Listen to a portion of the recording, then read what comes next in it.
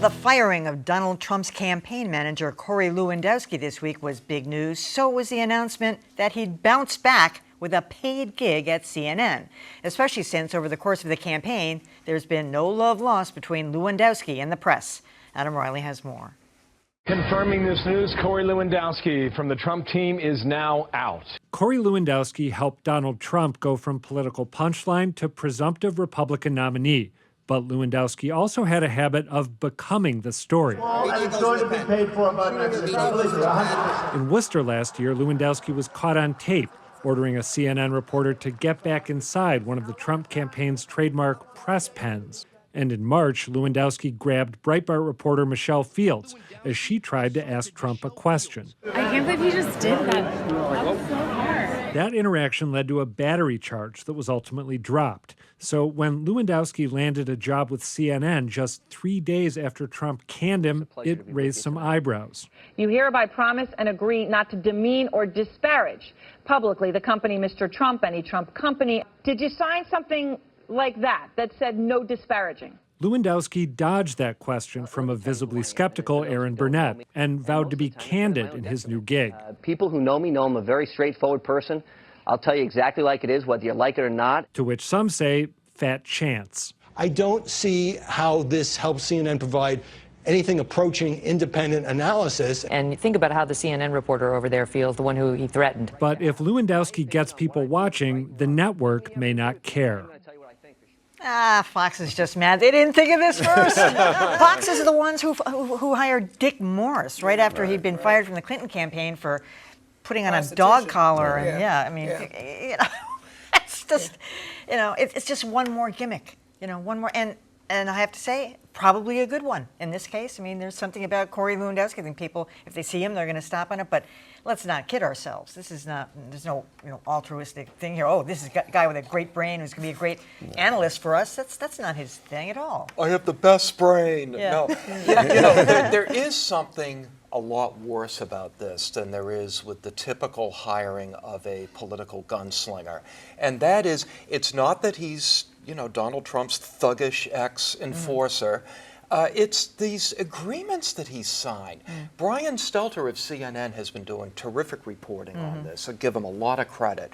Not only has Lewandowski signed a non-disclosure agreement with Trump, but he may have signed a non-disparagement I'm sure he did. with Trump. I'm sure he got a lot of money on the way out the door. He probably did. Well, I think that this makes him different from Dick Morris and all of the other people that you could think of. Dick was immediately disparaging. He can, I mean, if Lewandowski wants to come on and be all pro-Trump, that's fine. But it shouldn't be because of legal agreements he signed. I mean, he should not go on the air until this has been settled. Look, I think a lot of people in that position, former campaign managers, they may not have signed an agreement like that, but to some extent, that's how they act. I mean, we see it all the time. They come on and they're going to paint a rosy picture about how it was behind the scenes in the campaign. I think that we know that there may have been this document. It does take it to another level, but I don't know that it changes much. People are very careful about what they're going to divulge about the candidate they just finished working for. But, it's sort of eye candy for the various networks. Hey, we got this person, and hopefully he'll pull in some ratings as well. I know, you would think maybe if he got fired, he would have a little axe to grind. I'm sure he does. But I suspect that there are a lot of journalists at CNN who are not happy about this. But, Jeff Zucker, head CNN, he has got a real drive and a mission to draw as much attention to his network as possible. His ratings are up because of it. He's been, he and all the other networks have been abetting the Trump campaign all the way through by putting him on the air every 30 seconds, no matter what he has to say. So this is all of a piece. This is the way this election is going.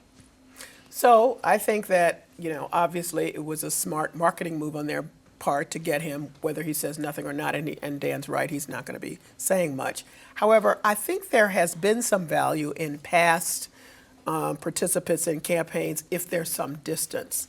This instant hiring means you are guaranteed to get nothing. He just can't and afford to work afterwards. No one would hire him. I mean, the man does intend to have a longer career than just here. So, I mean, There's nothing is going to happen here. But what kind of deep analysis are we accustomed to getting at this stage, you know, of TV coverage of campaigns? This is what I would say. If there was somebody that had some distance, I don't know. Again, you know, Trump has never run before, but if somebody had worked with him a long time ago to say, you know, to analyze his response to something and put it in a bigger context, say, you know what, this is his push, this is his button right here. So I don't care what the context is. If you say this, he's going to respond to that. Won't he be able to say that?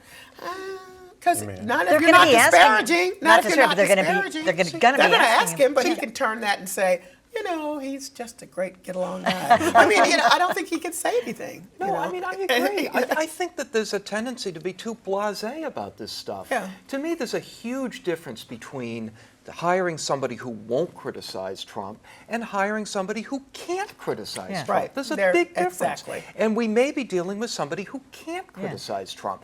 In other words, every word out of his mouth is suspect as a result. Unless they disclosed every time he got on the air that he had signed the Well, they're going agreement. to have to. Well, he's not even admitting he signed the agreement. And that's if true. I may add one other elephant in the room, this man is not the intellectual, you know, king of whatever. So to bring analysis anyway. Well, so not you know, every- a lot of people are in that. You can put them in I that category. I understand that, but there are some people who are very representative of their sides, of their ideological front, who actually have some interesting intellectual framework by which to make their argument. I'm not sure he's the I guy. haven't actually heard him talk. You know. Just a little bit. I haven't really. Well, I think I'm that's getting it, into Emily. it. Yeah, you I do. don't- There's a reason for that.